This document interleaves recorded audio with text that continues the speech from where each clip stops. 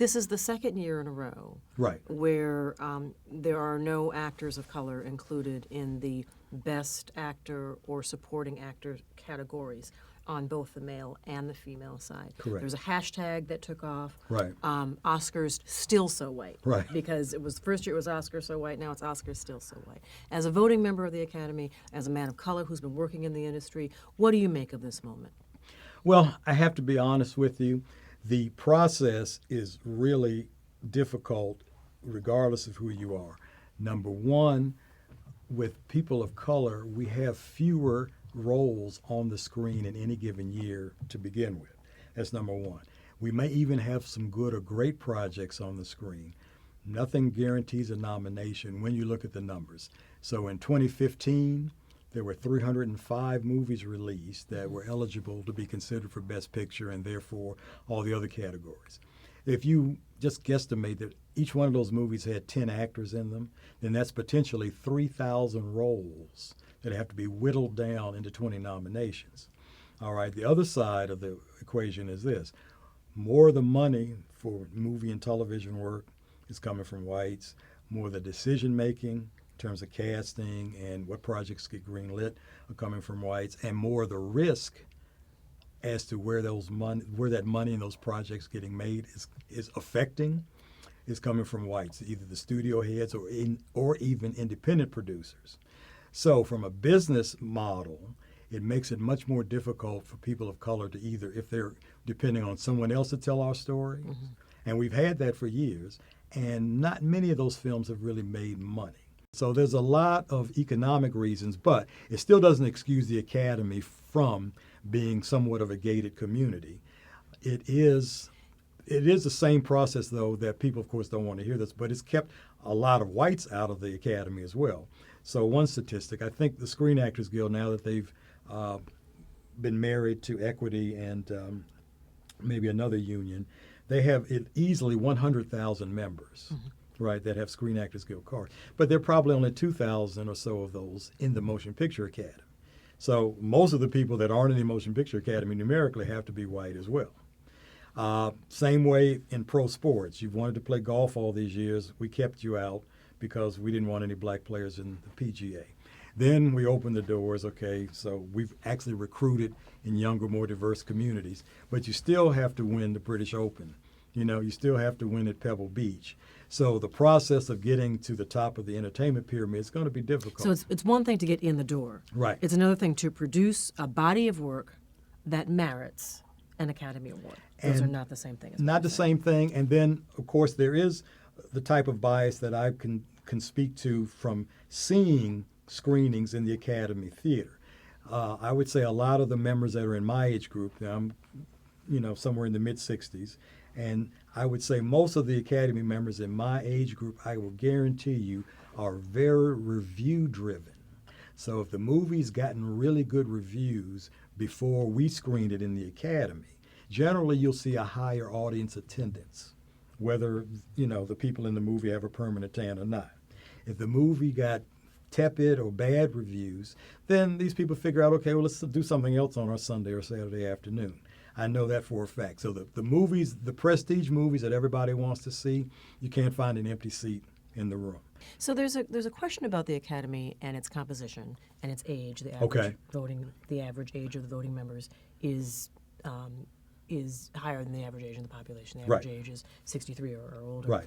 And there is a question of whether a body with that composition could really embrace films that speak to black culture if it's not looked at through a lens of history or slavery or the civil rights movement. Two films this year provide an example of that. Creed, pretty good reviews. Right. Revisiting or updating a franchise Absolutely. that has been with us for decades. The only person to get, actor to get a nod from the Academy in terms of a nomination is Sylvester Stallone, Right. reprising the role of Rocky. No nod for Michael B. Jordan, Right. who played Apollo Creed's son Right. in that film. The other example is Straight Outta Compton, film that got a lot of buzz, Right. a lot of money. positive press. There are a few Academy Awards, but not for Well, just a nomination for screenwriting. or screenwriting, but Right. not for the actors or Right. for the producers Right. of color.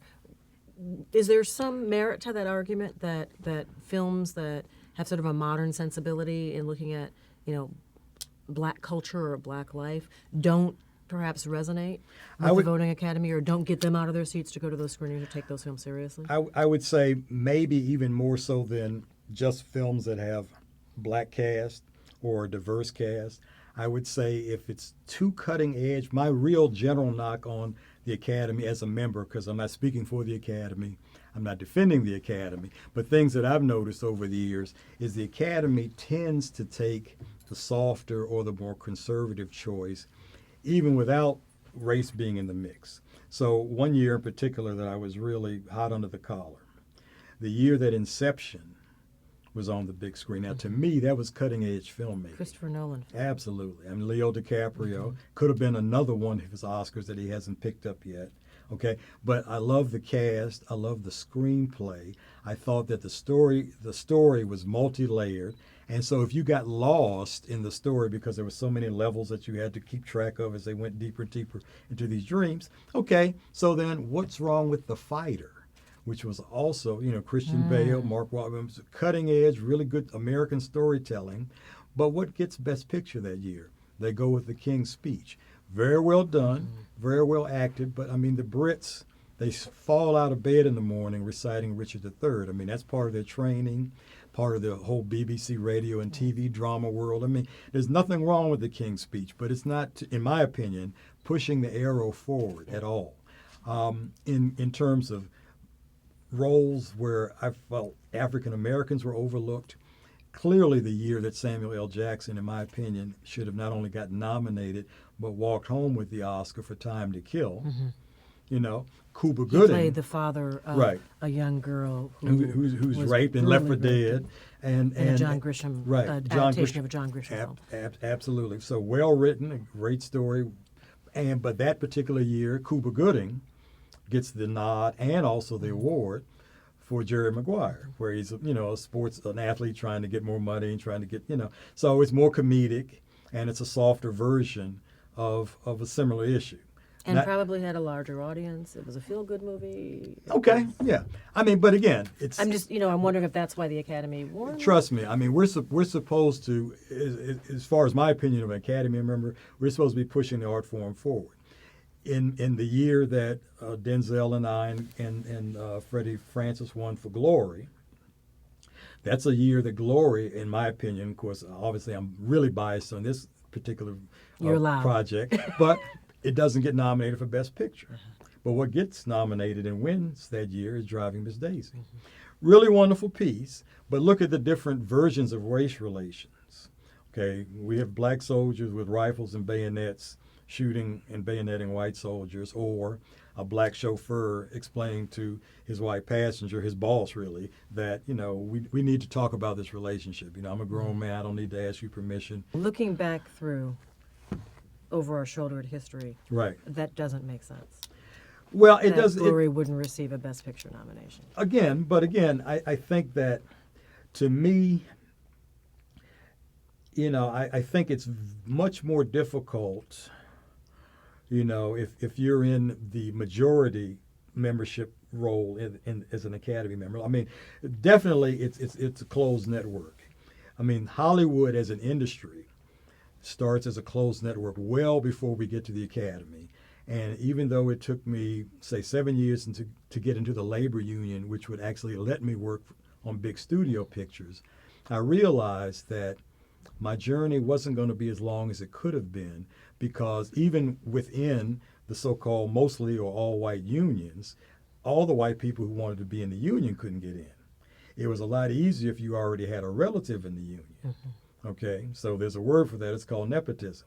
But even before you call it nepotism, what I've also come to understand in the many years I was out there, and I think it's true of mostly highly competitive fields, if the four of us in this room wanted to start a company right now, the first thing we would do would not be hire an HR department. We would figure out, if we didn't represent the skill sets that we needed to make this company successful, mm-hmm. well, who do you know? Right. If you'd pick up your I was going to say Rolodex, but right, that ages me, doesn't it? So you'd pick up your device, right, and you'd go to your contacts, and go and to you their would say, contacts. who do I know? And who do they know? Right, and then we'd move out from personal connections and personal referrals until maybe when we get as large as an Apple or a Google or a Facebook, now we need HR because now we have the real foundation of the business under control. So now we can trust total strangers. The scariest thing in any competitive field is the unknown quantity. So in the year I came out in 1979, no one was hiring me.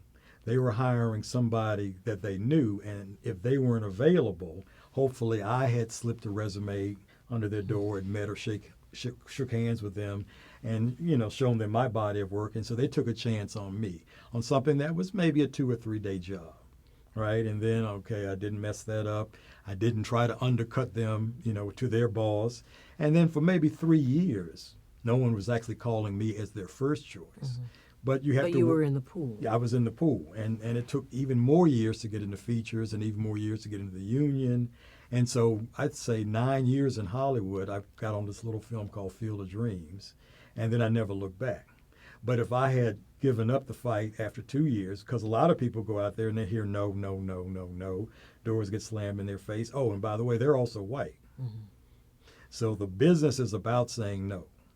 Now, to me, the academy is the end of that process. So now you spent all these years applying your trade and building up a resume worth looking at, and we may or may not let you in the academy even if you get nominated. So your viewers say, okay, how is that? Each branch, and there's 17 of them, they all have different criteria. So let me just ask that. Sure. And I'm going to set that aside for just Okay. 1 minute because All I just right. want to have a follow-up question on what you said before. Sure. So if you're starting a company, you go to your contacts, Right. right? But you do have a product that you want to sell. Absolutely. And in an America that is increasingly diverse, Right. is Hollywood acting in its own best interest if they're not producing films that reflect the Right. film-going audience? Well, some of your viewers aren't going to want to hear that, but they have. They have produced films that not only are diverse, now not obviously as many as your general audience films, and general audience, you know what I'm saying, but, the Selmas without the Weinsteins, Mandela, Long Walk to Freedom, which nobody came to see. Glory didn't really make any money in the theatrical release. Okay, and then you go back to some of Denzel's wonderfully directed movies. You go back to Eve's Bayou. You go back to a lot of these films over the years. Now the comedies typically do well. So a producer like Will Packer, Uh-huh. he's making relatively low budget but high profit films. Right. So that's almost like a parallel universe. That's not what you're Right. talking about. That's No. you're talking about films that are feeding the Oscar pot. Right. If you're pipeline. looking at what we would refer to colloquially as Oscar bait, and you're depending on the studios or the Weinsteins or Focus Films or Fox Classics to do this, I'm sorry, Sony Classics and Fox Searchlight. If you're depending on them, you still have to remember it's a business model. They're already losing money on the films that they're producing as Oscar bait. What do I mean by that? The character-driven dramas that we see show up every year, starting right after Halloween to the end of the year, right? Those are all there for voters like myself to remember and start putting in our list for, okay, I like that performance, or the sound was good there, the camera great, work was great, right? And because there's so many crowded into those weekends that fill up the rest of the year, most of them lose money. Very few of those movies are really profitable, like, say, The Dark Knights and the summer tentpole movies, which is really what supports the studios the rest of the year. So we already have made a decision we're going to lose these movies. I mean, we're going to lose money on these movies for the prestige that the Oscars and Golden Globes could potentially bring. Now, this other community wants us to continue to lose money on their films. But if you take a film, Right. like, just for the sake of argument, Sure, just for absolutely. the sake of argument, if you take a film like Brooklyn, Okay, much loved, Right. Great buzz. People walked out of that film feeling good. It's Sure. an immigrant story. It's a Right. fish out of water love story. She is beautiful Irish Yep. girl, and I say girl because she truly is Right. a teenager practically when she's leaving. Absolutely. And it's just this wonderful love story about someone who deals with class warfare at home and tries to find her place and meets a young man who's Italian and has to sort of cross a cultural barrier. It's a great story. right, But it's basically a love story. right. You could do a story like that about someone who was following the Great Migration North, who was a fish out of water in Chicago because Right. they came from Mississippi, and they met someone from Alabama, and and they do things differently in Alabama, and had to cross that cultural barrier, and you could, the basic bones of that story Right. are universal. Yeah, I mean, there's So no real why- secret sauce to it, and we've done those films. But why not? Why don't we see more love Okay. stories that We've- feature people of color? We have done those. I mean, and by I say we, I mean the industry at large. Mm-hmm. We've seen those. A lot of them have actually been very good. Okay, here's the problem, or here's the dilemma. Now, there's a gentleman from the music business named Barry Gordy. Oh, I think I've heard of him. Yeah. Now, Barry Gordy figured out back in the 60s if you really wanted to make money, your product had to cross over. So, where maybe a segment of the audience is willing to listen to folks from my old neighborhood in Southeast or from Detroit or from Philly or whatnot, maybe they're not quite as willing to risk X amount of dollars to go see these people on the screen, because that's really, to me, what's happening. Even if all of the people in the African American movie going world went to see the movie, it still, generally speaking, is not going to hit that $100 million, $200 So you million need a mark. crossover It needs to audience. cross over. And so the other part of that is with the marketing. If the movie is marketed as if it's only going to be of interest to African Americans, then maybe everybody else says, well, I'll pick something else this weekend. So in the two films that you won an Oscar for, if you're really proud of your work, if you're really honest with yourself, if you're a writer, there's that one paragraph, that one line. Maybe it's that that adjective that was Okay. just better than anything else. She Right, didn't walk right. out of the room; she sallied out. Right, Of the room. right, There's something. right. There's just something, and you just. I'm so Okay. proud of that. What was the moment in Glory that was that you just you just went, oh, I'm okay, I'm good. I'm really this is shows that I'm at the top of my game. Okay, so in Glory, I think anybody who has worked in any of these crafts, and from radio and feature films, television, music business, it's really all about solving problems. I mean, we all know what we want the end result to look or sound like, but yeah, good luck trying to get this light and the sun's going down, or this is a hollow room you're trying to get, So in Glory, it was the scene where they testified.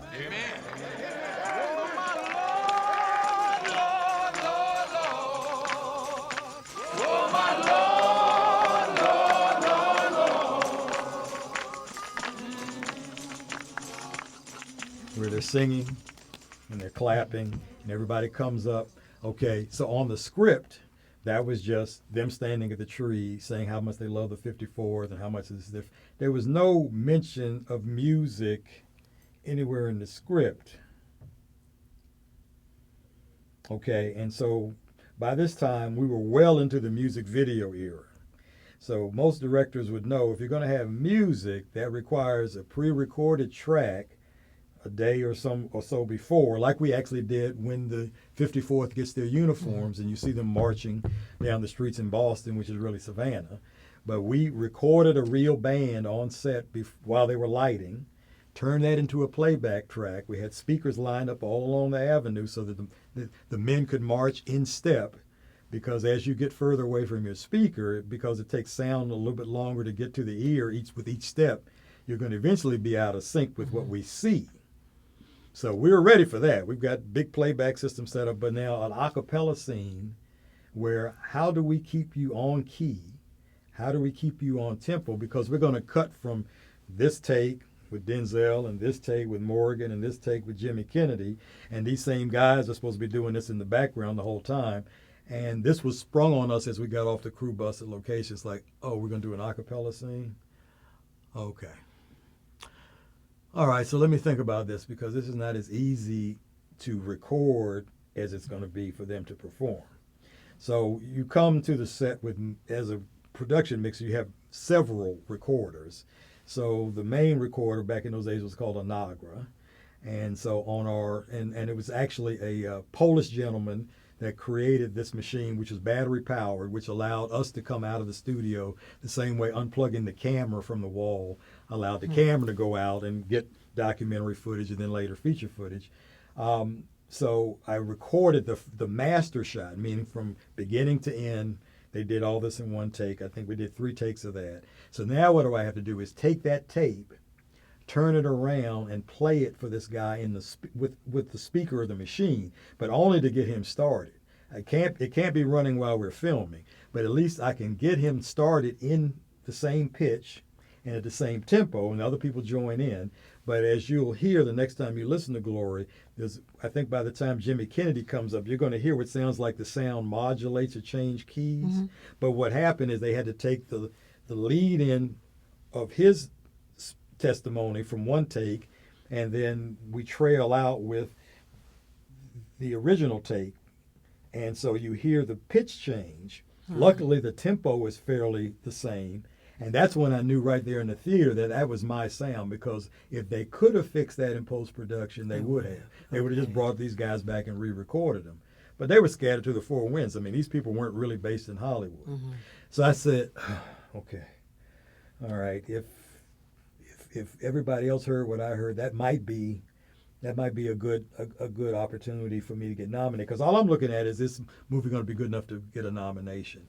The battle scene when the first time you meet the Confederate Army.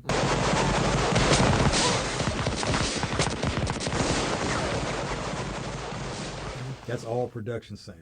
And not meaning that they don't filter and balance and things like that, but that's all my sound. The battle at the end of the movie is pretty much all post-production sound, because when you look at the aerial shots of the rockets' red glare as per the Star-Spangled Banner, that noise basically killed all the production sound we did in that part of the scene. But I really couldn't tell the difference between my recordings of those actors and their recordings, which means they took the time to match what microphones I used and match the distance in post-production. So that's what really makes, I think, Oscar nominatable sound, is you're not supposed to be able to tell who did what. Obviously, the orchestra's not there, but or the Harlem Boys Choir. And there was one scene, singing over the battle. Right. There's one more scene, and I think in Glory, where when Denzel and the battalion are out in the rain, finding out that the Confederates plan to execute any of them they find in Union uniform, and the soldiers as well. When we shot that, he's got a radio mic on, and he's got this kind of plasticized Parker, rain gear on. Still want that blue suit, nigga? So you hear rat-a-tat-tat-tat-tat-tat-tat-tat in the production track, but when I listen to their re-recording of Denzel, they took that out. Yeah, it's gone, but it sounded just like the lines before, where that wasn't a production problem, which meant that they took the time to match what he was saying and levels and everything else and see. So I said, okay, well, I think with the power of the movie and the fact that there really aren't any obvious glitches in the sound, I was like, okay, this could do it. This could be it. But I also did Field of Dreams, which, again, a quiet movie, which you don't see any obvious sound problems, but most of the night stuff in Field of Dreams is post-production. Yeah. So you also are someone who's been on stage twice. Okay. Can you take us in the room? It's your category. Do you train for that, just in case your name is not called? Because the camera's going to be on you, right, no matter what. In my mind, when we got the nomination for Glory, which would have been my first year, immediately I felt we were going to win. Because to me, and this is true for everybody, the hurdle is to get nominated, because obviously you have so many more projects that you have to rise above to get that nomination. So Donald speaks, and I've got the statuette in my hand, and so I'm just standing there trying to look like I have an IQ above room temperature. And then Don looks over his shoulder and says, "Jump in there." So I don't have anything prepared, because I'm not supposed to speak. So I get in there and I mumble a few things. And when I looked at the tape, I said, why am I hunched over the microphone? Because I came from radio and I want to have that intimate relationship with the mic, but I'm on television, dummy. So if you get to do this again, stand up straight, like your mommy and daddy told you. And then next year, you get to do it again. Okay, so now cut to next year, get the nomination for Dances with Wolves. My opposite feeling from the year before is there's no way I'm going to win 2 in a row, not back to back. It's not going to happen. Okay, so everybody says, oh man, you got it. I said, there's no way. I said, look at it. I mean, just look at this. That's not going to happen. I said, first of all, no African Americans ever won more than one Oscar up to this point. But the thing I was totally unprepared for both times, I guess the second time wasn't quite as big a surprise. But then after, and this is completely different now. When you leave the stage with your statuette, there's a person sitting at a desk. At the bottom, at the base of the statuette in the rear is a number. So they write that number off that statuette. So that statuette will always be associated with you. So if it turns up in a pawn shop or it gets stolen like happened to Whoopi, you know, and there's like 4 or 5 stolen Oscars in the room, they'll know, okay, 8492 belongs to Russell Williams and we'll try to get it back to me. But then they ask you what I thought was the most ridiculous question I'd ever heard. Because back then you would not get the badge that has your name and the movie that you won for on the Oscar yet. That's going to come 2 or 3 weeks later. Right. So they ask you, well, you have 2 choices. You can either leave us the statuette now and then come pick it up at the Academy when we've put the badge on. And I'm like, no. Or you can take it with you and then we'll call you when the badges show up and we'll put it on the office. I said, yes. I said, because what? I won an Oscar. I'm going to give it back to you. And then how am I going to get in the parties? You know what I'm saying? How do I get in the parties without my statue? Oh, yeah, I thought you won an Oscar. Yeah, but where is it? Well, I got no. But I noticed because of the backstage coverage that they have now, that they actually have the machine right there on stage. So they actually affix your badge. Oh, and they can do it right away. They can do it now. right then, because I was like, okay, that's not going to fly, guys. Where do you keep your Oscar? Well, Your Oscars my Oscars now are property of the Smithsonian for the National. for National African American History and Culture Museum. They've had them since 2014, And they will be on display as of September 2016. When so I that get to see opens. my babies again. Now I can, if I want to, go and ask them to let me back behind the curtain and. Are you look- eager to get to go see your babies again? Well, I want to see them on Yeah. display. Okay. You know, but people are like, well, you gave away your Oscars. I said, yeah. I mean, you know, I looked at these things for 20 plus years, and I didn't want to look at them in a way that this was the end of the journey. It is a serious milestone. It was a history-making milestone, but it's like, and then I also had the choice to leave them at the should be newly minted Motion Picture Academy Museum. But that's like having more sand at a beach that's already got a lot of sand. At the Smithsonian, I think total, even with my 2, they still don't have 10. And 4 of them that they do have are Katharine Hepburn's. So, and then as a kid from Southeast, I'm hoping that they would mean more here as a Southeast native than just being part of the group of wonderful statuettes that are out in L.A., because there are a bunch of them. So we ask everyone, Uh-oh. every time we sit down with someone, we ask them to share with us their 6 words on race or cultural identity or your own personal identity. Okay. What would be your 6 words? My 6 words.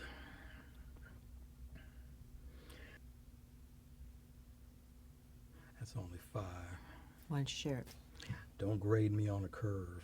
Don't grade me. That's 6. It is 6? Okay, good. Don't grade me on a curve. Yeah. Okay. Accomplishments without an asterisk. Absolutely. It's like one standard. Dave. Russell Williams II. It has been a pleasure to talk to you. Same here. Thank same. you so much. Thank you for putting up your with me. generosity and all your time. My pleasure. This has My been pleasure. a lot of fun. Thank you.